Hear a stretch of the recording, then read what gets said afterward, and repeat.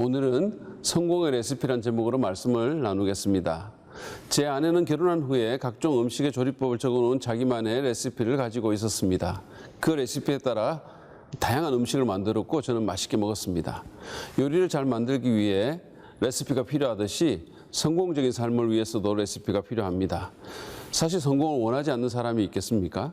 다들 성공하기를 원하죠. 그렇지만 안타깝게도 사람들은 무엇이 참된 성공을 만드는지 잘 모릅니다.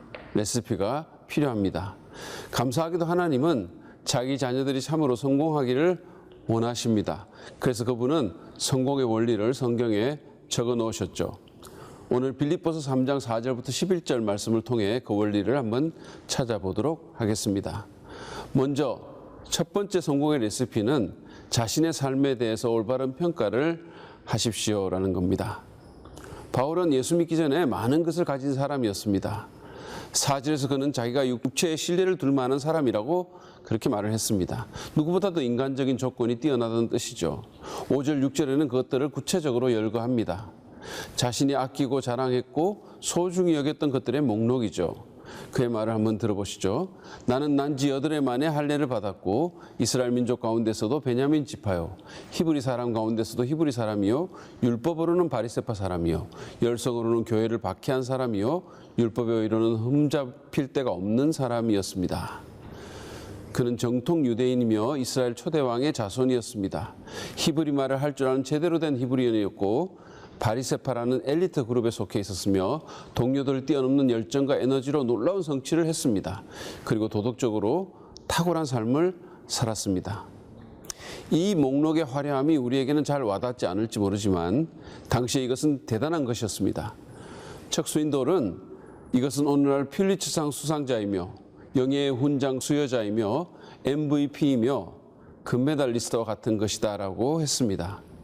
바울의 목록은 당시의 사람들에게 그야말로 찬란한 영광이었습니다. 아무도 그를 무시할 수 없었고 사람들은 부러움과 존경의 눈으로 그를 바라보았을 것입니다. 그렇지만 바울은 자신의 삶을 재평가하게 되었습니다. 왜냐하면 그리스도를 만났기 때문입니다. 7절에 그는 내게 이루었던 것은 무엇이든지 그리스도 때문에 해로운 것으로 여기게 되었습니다 라고 말합니다. 사도행전에 묘사된 것처럼 그는 예수 믿는 사람들을 박해하기 위해 이스라엘 국경을 넘어서 다메섹으로 가다가 부활하신 예수 그리스도를 만납니다. 눈이 멀도록 밝은 빛을 보았고 그로 인해서 육신의 눈은 멀었지만 처음으로 그는 하나님의 것을 보았습니다. 주님의 완전한 의, 영광의 강체에 비할 때 자신이 소중히 여기던 인간적인 배경과 성취 같은 것들은 오물과 같이 여겨졌습니다. 해가 뜨면 모든 별들과 달의 빛이 사라지듯 바울은 자신의 삶을 새롭게 보았습니다. 그는 그리스도를 만나면서 삶을 다시 평가하게 되었습니다. 이것이 진정으로 성공적인 삶을 향한 그의 첫걸음이었습니다. 개인이든 그룹이든 평가는 성공을 위해 필수적입니다. 여러분 스스로에게 한번 물어보십시오. 나는 정말 어떤 모습인가? 내 영혼은 어떤 형편인가? 내 인생은 이대로 가도 괜찮은가? 내가 추구하는 것, 소중히 여기는 것, 그것은 정말 가치 있는 것인가? 이렇게 살다가 죽으면 후회하지 않을 수 있을까? 예수 그리스도는 자꾸만 우리에게 우리의 삶을 재평가하라고 도전합니다. 그렇게 할 때 성공적인 삶을 살 수 있기 때문입니다. 두 번째로 성공의 레시피는 현명한 선택을 하라는 것입니다. 오늘 본문에서 바울은 선택에 직면했습니다. 그리스도께서 제시한 가치와 삶을 쫓을 것인가? 아니면 자신이 지금까지 추구했던 것들을 쫓을 것인가? 바울은 그리스도를 얻기 원했습니다. 그래서 그는 다른 모든 것을 포기했다고 고백합니다. 8절에서 9절 말씀을 보시죠. 그뿐만 아니라 내 주 예수 그리스도를 아는 지식이 가장 고귀하므로 나는 그 밖에 모든 것을 해로 여깁니다. 나는 그리스도 때문에 모든 것을 잃었고 그 모든 것을 오물로 여깁니다. 나는 그리스도를 얻고 그리스도 안에 있는 사람으로 인정받으려고 합니다. 나는 율법에서 생기는 나 스스로의 의가 아니라 그리스도를 믿는 믿음으로 말미암아 오는 의, 곧 믿음에 근거하여 하나님에게서 오는 의를 얻으려고 합니다. 바울은 자신이 열거했던 그런 것들, 자신이 사랑했고 내세웠던 인간적인 배경과 자랑거리들이 영적인 삶의 방해가 되었고 하나님을 반대하는 데 사용됨을 인식하게 되었기 때문에 그런 것들을 포기했습니다. 그리스도의 의와 그분이 맡기신 사명을 위해 지상의 영광과 갈채를 외면했습니다. 이것이 바울의 선택이었습니다. 우리의 인생은 선택을 요구합니다. 그 누구도 모든 것을 다 가질 수는 없습니다. 우리의 시간과 선택 상황은 제한되어 있습니다. 여러분, TV에 200개의 채널이 있어도 의미 있는 시청을 위해서는 하나만을 선택해야 합니다. 때때로 우리는 좋은 것과 나쁜 것 사이에서 선택해야 합니다. 그러나 그런 선택은 비교적 쉽습니다. 그러나 종종 우리는 좋은 것과 더 좋은 것과 가장 좋은 것 가운데서 골라야만 합니다. 최선을 위해 차선을 포기해야 한다는 말인데 이것은 결코 쉽지 않습니다. 그렇기 때문에 아무나 성공적인 삶을 살지 못하는 것이죠. 주님은 그 제자들에게 종종 선택을 요구하셨습니다. 돈과 주님 사이에, 지상의 인간관계와 주님을 따르는 것과의 사이에, 이 땅의 부귀영화와 하나님 나라의 보상 사이에서 제자들은 선택해야 했습니다. 바울이 그랬듯이 그리스도를 얻기 원한다면 우리는 세상적인 삶의 방식을 포기해야 합니다. 최근 여러분이 한 중요한 선택들을 한번 돌아보십시오.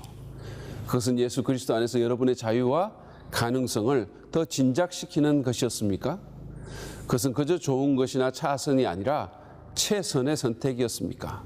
남미의 아우카 인디언에게 선교하러 가서 자신의 목숨을 바쳤던 짐 엘리엇 선교사는 영원한 것을 얻기 위해 영원하지 않은 것을 주는 자는 바보가 아니다 라는 말을 한 적이 있습니다. 우리가 주님의 평안과 능력과 은혜를 얻기 위해 이 땅에 속한 무언가를 포기한다면 그것은 바보짓이 아닙니다. 우리가 영적으로 탁월한 삶을 살기 위해, 하나님 나라를 위해서 영향력 있는 삶을 살기 위해 우리의 시간과 돈과 에너지를 희생한다면 우리는 바보가 아닙니다. 아니, 오히려 여러분은 성공적인 삶을 위한 아주 현명한 선택을 한 것입니다. 이제 성공의 세 번째 레시피를 살펴보겠습니다. 그것은 그리스도와의 관계를 개발하라는 것입니다. 바울은 그리스도를 알고 그분의 고난에 동참함을 통해 그 부활의 능력을 깨닫기 원했습니다. 10절부터 11절 말씀을 보시죠. 내가 바라는 것은 그리스도를 알고 그분의 부활의 능력을 깨닫고 그분의 고난에 동참하여 그분의 죽으심을 본받는 것입니다. 그래야 나는 어떻게 해서든지 죽은 사람들 가운데서 살아나는 부활에 이르고 싶습니다. 여기서 안다, 깨닫다라고 묘사된 것은 이성적 지식이 아니라 관계적, 경험적 지식입니다. 바울은 그저 피상적인 종교인이 되기를 원치 않았습니다. 그는 예수를 점점 더 알기 원했습니다. 그분과의 친밀하고 생명력 넘치는 관계를 개발하기 원했죠. 리더십의 전문가인 존 맥스웰에 의하면 성공은 무엇을 아느냐보다 누구를 아느냐에 달려 있습니다. 실제로 성공한 사람들의 경우 관계가 그들의 성공에 지대한 영향을 미치는 것을 볼 수 있습니다. 우리는 올바른 사람과 친밀한 관계를 개발해야 합니다. 그것은 인생에서 매우 중요합니다. 좋은 사람을 만나서 성공하기도 하고 나쁜 관계로 망하기도 합니다. 그러나 그런 사람과의 관계와는 비교도 안 되게 중요한 것이 있는데 그것은 바로 그리스도와의 관계입니다.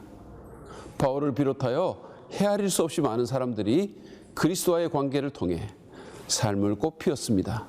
여러분, 그리스도와의 관계를 개발하십시오. 그분이야말로 우리에게 힘과 용기와 영감을 주며 필요한 자원을 공급하는 분이십니다. 그분이야말로 우리의 잠재력과 가능성을 온전히 드러내며 우리를 참된 의미의 성공으로 인도하시는 분입니다. 다른 모든 인간관계에서 마찬가지로 그리스도와의 관계에 있어서도 그 관계를 개발시키려는 의도적인 노력이 필요합니다. 마음의 문을 열고 그분을 초청해서 말씀과 기도를 통해 그분과의 대화를 추구해야 합니다. 경건서적을 읽고 찬양도 듣고 소그룹 모임과 예배에도 가야 합니다. 죄가 있으면 신속히 처리하고 고난이나 위기에도 올바르게 반응해야 합니다. 가만히 있으면 시간이 가도 관계는 개발되지 않고 오히려 더 소원해집니다. 그리스도를 더 깊이 압시다. 바울처럼 그분의 부활의 권능을 경험할 뿐 아니라 그분의 고난에도 참여합시다. 그분을 더 알면 내 삶은 더 지혜로워지며 내 인격은 더 매력적이 될 것입니다. 내 가치관은 바로 서게 될 것이고 내 선택은 현명해질 것입니다. 내게는 능력과 여유가 생길 것입니다. 나는 성공에 더 가까이 다가가게 될 것입니다. 여러분, 만약에 바울이 그냥 그대로 살았다면 어떻게 되었을까요?